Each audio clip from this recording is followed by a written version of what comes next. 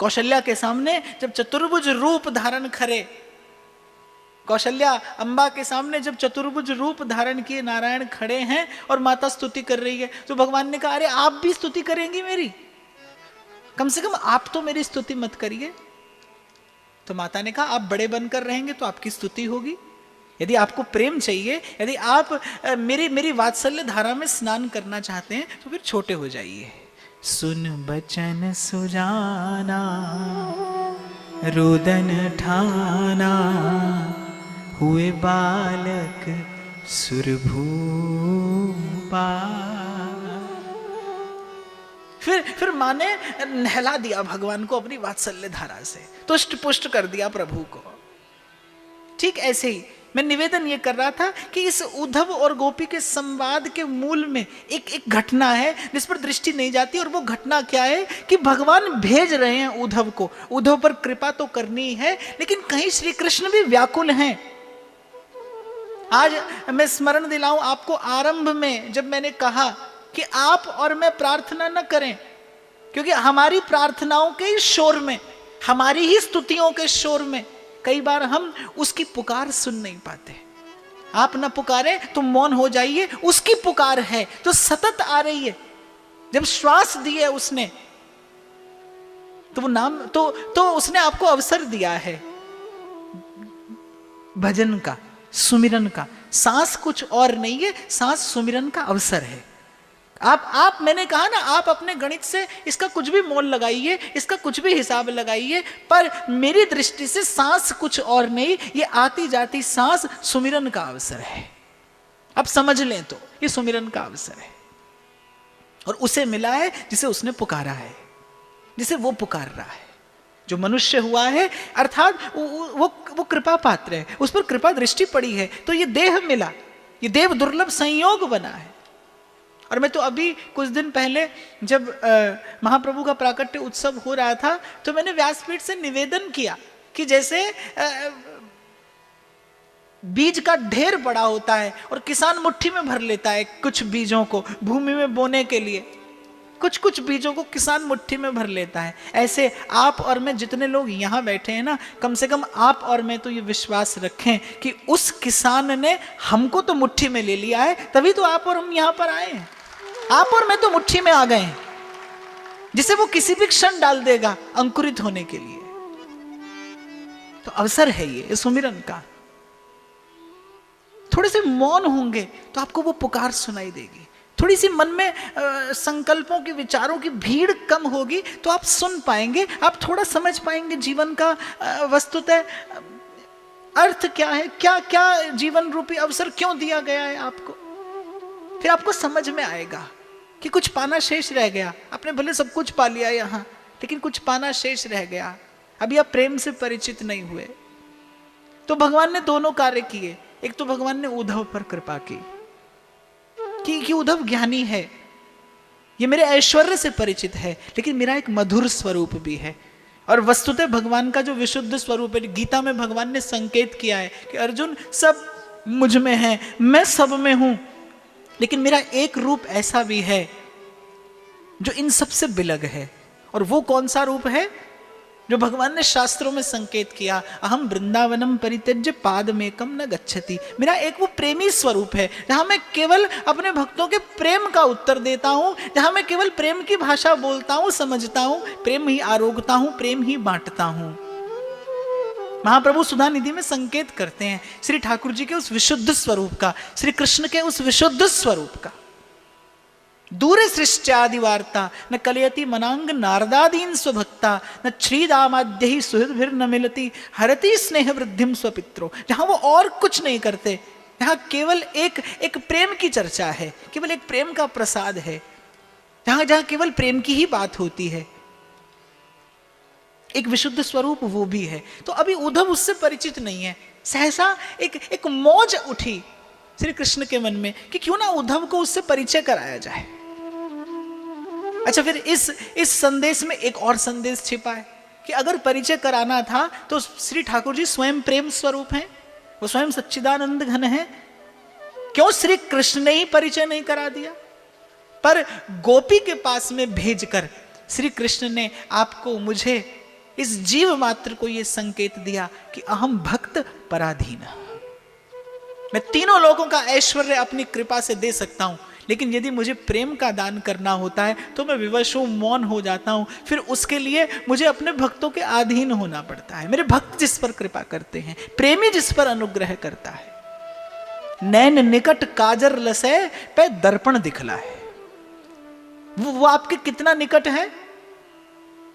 संत उदाहरण देते हैं, बोले जैसे नैन निकट काजर लसै, नेत्र के सबसे निकट काजल की रेखा होती है, लेकिन नेत्र उसे देख नहीं सकता।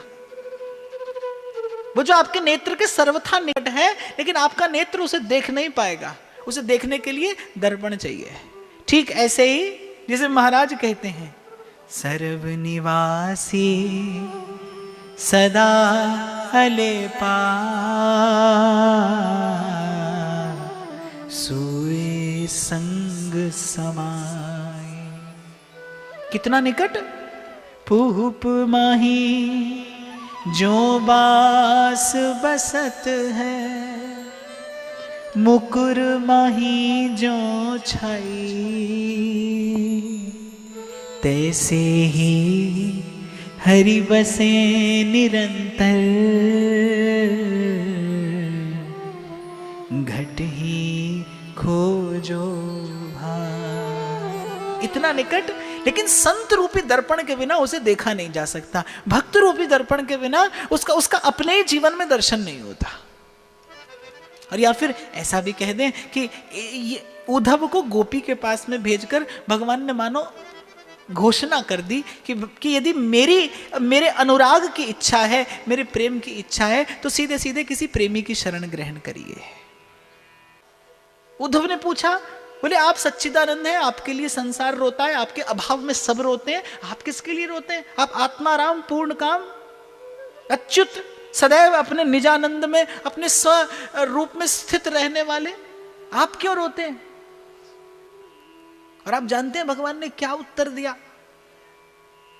जीव तो संसार के अभाव में रोता है, धन के, वस्तु के, संपत्ति समृद्धि के, सामान सम्मान के, रिद्धि सिद्धि के अभाव में रोता है। और भगवान ने कहा, उद्धव मुझे मैया के हाथ की रोटी बहुत याद आती है। वो रोटी जो मैया माखन से छुआ कर, वो एक छोटा सा ग्रास बनाकर माँ 100 बार मेरा गाल पकड़ती थी, अरे कनुआ नेक सो पायले, मैं कितनी मनोहार कराता था मैया से, और फिर वो एक ग्रास लेता था। उद्धव मुझे वो रोटी बहुत याद आती है। और यहां तुमने देखा, ये दुग्ध के समान सुकोमल, फेन के समान ये उज्जवल शैया, ये रत्न जटित पर्यंक, और ये सहस्रों दास दासियां, ये परिचारक, मुझ पर चंवर और व्यजन ढुराने वाले। पर मैं जब से आया हूं तब से मैं एक भी रात सुख की नींद सो नहीं पाया। मैं अब तक सोया नहीं उद्धव। क्यों? क्योंकि मुझे मेरे बाबा की गोदी बहुत याद आती है। मैं जब गौचारण के बाद लौटता था तो मेरे बाबा बड़े लाड से वहीं भूमि पर, वहीं रज में धूल धूसरित होता था, गो के चरणों की रज से मंडित होता था मेरा शरीर, और जो श्रृंगार मैया ने सुबह किया होता था बिखर जाता था शाम तक। मेरे मस्तक पे, मेरे गालों पे, कपोलों पे जब प्रस्वेद कण देखते थे मेरे बाबा, तो वो वात्सल्य की धारा फूट पड़ती थी उनके हृदय में। वहीं लिटा लेते थे मुझे अपनी गोद में, अपनी गोद में मेरा मस्तक रख के, और अपने उत्तरीय वस्त्र से व्यजन करते हुए वो पसीना सुखाने का प्रयास करते थे। कैसी मीठी मीठी मधुर मधुर कहानियां मुझे सुनाते थे। और कब मुझे बाबा की गोदी में नींद आ जाती थी मैं भी नहीं जानता। उद्धव जब से आया हूं तब से सोया नहीं, बाबा की गोदी बहुत याद आती है। अभाव है भगवान के भी जीवन में, और भगवान को बिल्कुल संकोच नहीं हुआ रोने में। महल की छत पर खड़े रो रहे हैं। उद्धव ने फिर पूछ लिया, आप क्यों रोते हैं? तो बोले, उद्धव ये सब बहुत याद आता है। वो जब गोपियां उल्हाना देने आती थी मेरी मैया को, और मैं छिपकर, मैं जानता था कि मैंने वो क्रिया की है जिसका उल्हाना देने वो आई हैं, और वो छुपकर जब मैं वो उल्हाना सुनता था, यहाँ सब लोग मेरी स्तुति करते हैं, पर उद्धव मुझे सुख नहीं मिलता। वो जो गोपियों का प्रेम भरा उल्हाना था, जो मैं छिप छिप कर सुनता था, कभी मैया के पीछे और कभी कभी अपने आंगन में उस कदम्ब वृक्ष की ओट में छिप कर मैं वो अपनी चोरी की चर्चा सुनता था ना, वो सुनने में बड़ा सुख मिलता था। उद्धव समझ नहीं पा रहे, क्योंकि उद्धव की जो भक्ति है वो अभी ज्ञान से आवृत है, वो अभी ज्ञान से ढकी है। उद्धव नहीं समझ पा रहे कि प्रभु क्यों रोते हैं। और जब प्रभु ने ये देखा कि उद्धव मेरी दशा नहीं समझ पा रहे, तो प्रभु को लगा कि हाँ, उद्धव कैसे समझेगा, तो ज्ञानी है, ये तो केवल मेरे ऐश्वर्य से परिचित है, ये तो केवल मुझे अखिल कोटि ब्रह्मांड नायक जानता है। कहाँ इसके मन में वो प्रेम, वो भाव, वो स्नेह, वो संवेदना। बस यही करुणा सिंधु के हृदय में करुणा की लहर, करुणा की वो हिलोर उमड़ी जिसने भिगो दिया उद्धव को। भक्त तो भगवान के बहुत हैं, अर्जुन को भगवान ने परिचय नहीं दिया इस माधुर्य का, उद्धव को दिया। क्यों? बस उद्धव निकट था और कृपा हो गई। यदि कोई पूछे कि उद्धव को ही क्यों भेजा, तो बस उद्धव निकट था, कृपा हो गई। इसीलिए मैं आपसे कह रहा हूं, फिर दोहरा रहा हूं मैं अपनी बात, कि सतत जीवन में प्रभु के निकट बने रहिए। जाने कब, जाने कौन सी घड़ी उनके हृदय में करुणा की वो लहर उमड़ पड़े और वो भिगो दे आपको। पास बने रहिए उनके। मत सोचिए कि भोग लगाया उन्होंने पाया कि नहीं, लगाते रहिए, कभी तो दीनदयाल के भनक पड़ेगी का। संसार का भी कार्य कौन सा एक बार में सिद्ध हो जाता है। आज तक कभी संसार सधा किसी का, और अनंत जन्मों से उसी को साधने का प्रयास कर रहे हैं कि नहीं कर रहे आप? कितना छल कपट, कितना प्रतिकार, कितना अपमान, कितनी पीड़ा, कितनी वेदना, कितना कष्ट, कितना क्लेश, कितना संताप, कितना दुख, कितना अभाव संसार से मिला। आज भी प्रभु के सन्मुख जाकर संसार मांगते हो कि नहीं? संसार को सिद्ध करने का प्रयास है कि नहीं? जीत जाएं संसार को आप, सब आपके हो जाएं, सब आपके अधीन हो जाएं, सब वस्तुएं आपकी हो जाएं, आप संसार में सबसे श्रेष्ठ हो जाएं। जो आपने पाया है वो कभी आपसे छूटे नहीं, कभी आपका बाल सफेद ना हो, कभी चेहरे पर झुर्री ना पड़े। ये रूप, ये यौवन, ये सब कुछ, ये पाने की अभी भी चेष्टा है कि नहीं? कितना प्रयास है जीवन में इसको पाने का, किए जा रहे हो आप। आज तक संसार भी तो नहीं सधा।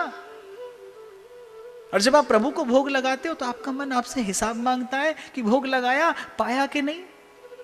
उद्धव पर क्यों कृपा हुई, क्यों उद्धव गए? क्योंकि उद्धव निकट थे, श्री कृष्ण के निकट थे। ऐसे ही निकट बने रहना, निकट बने रहना, जाने कब प्रभु की कृपा हो जाए और प्रभु आपको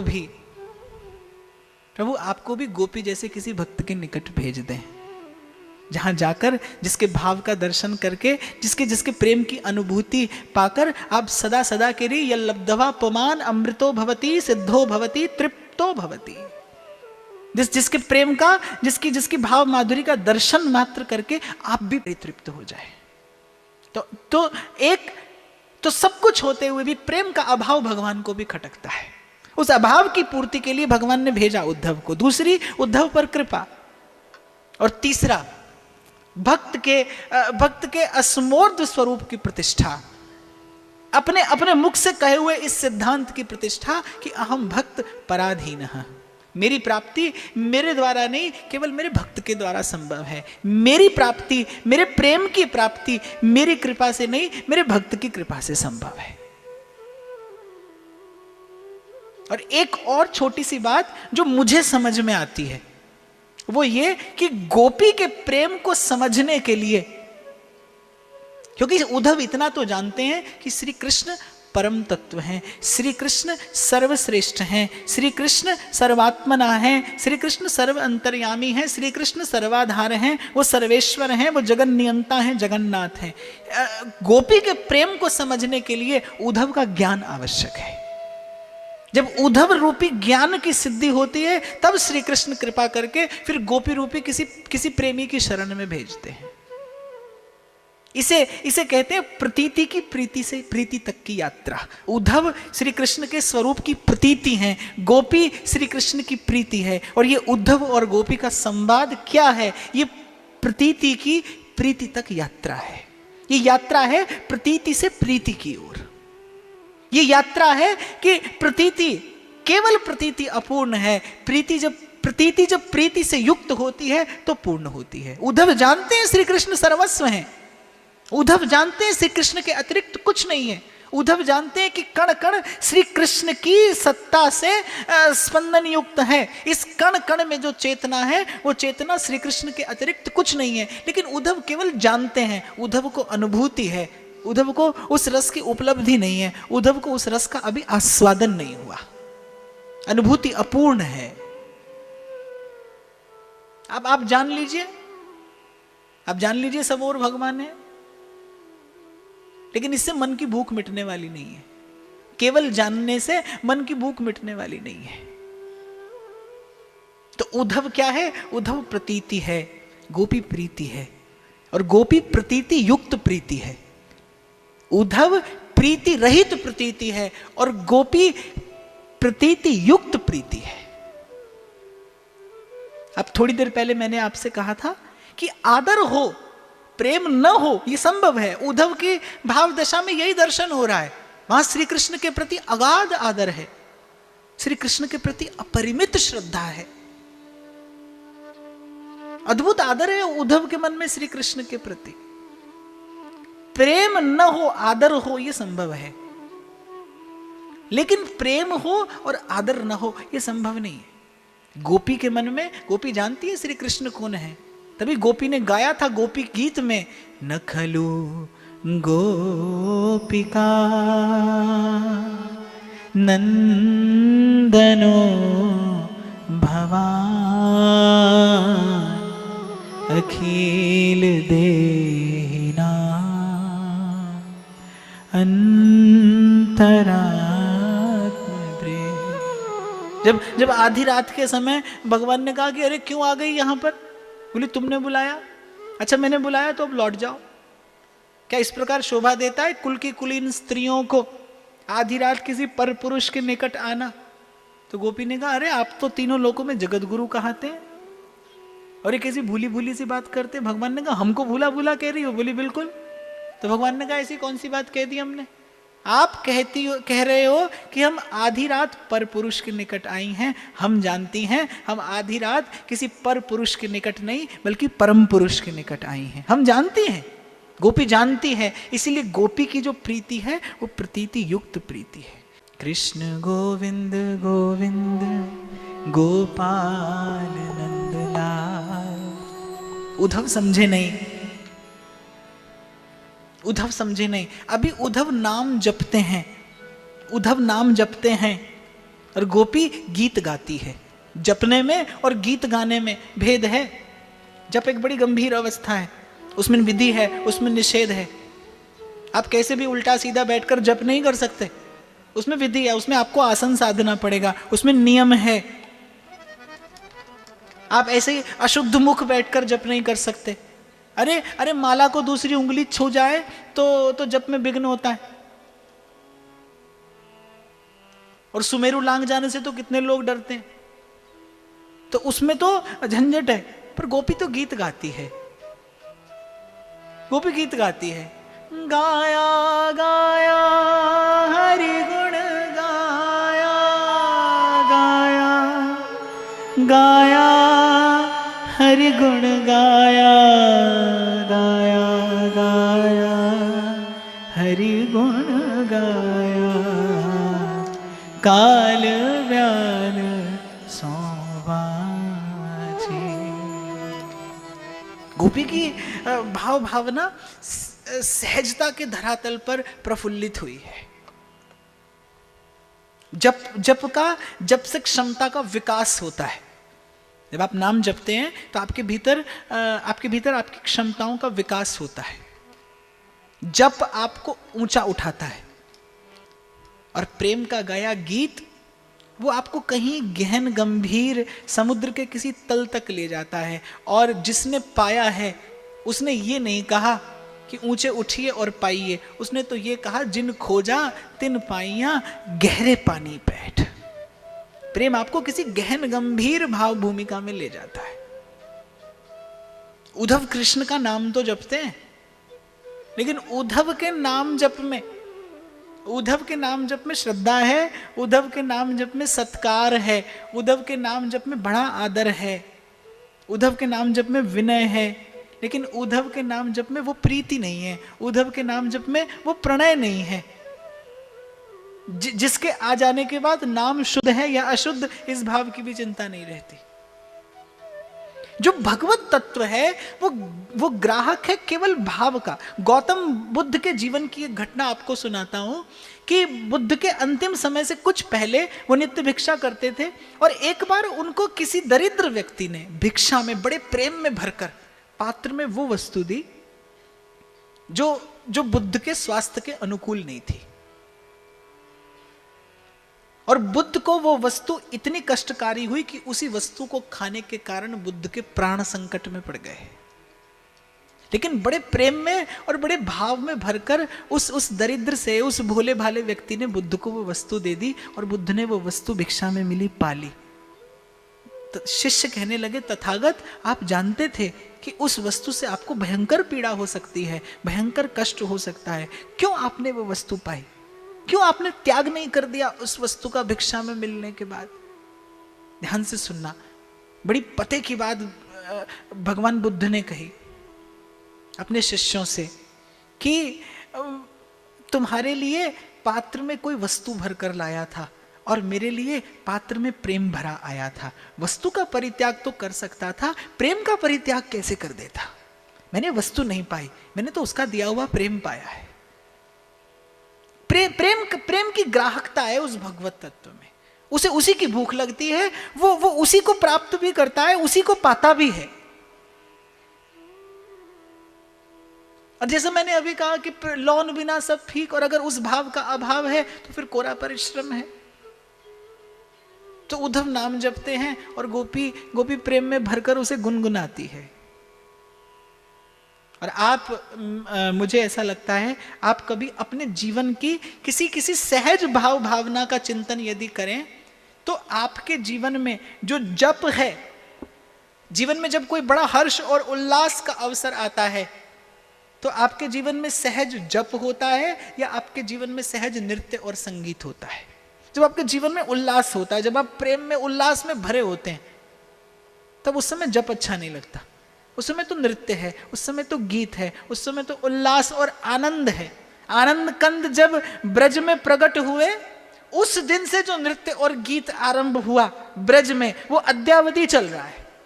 अद्यावधि रसिक संत कहते हैं कि श्री कृष्ण के ब्रज में आने के बाद, नित्योत्सव मूर्ति के ब्रज में आने के बाद, जिस दिन से श्री कृष्ण आविर्भूत हुए ब्रज भूमि पर, उस दिन से आज तक नैन न मूंदे ध्यान को और किए न अंगन न्यास, नाच गाए रास ही मिले बस वृंदावन व्यास।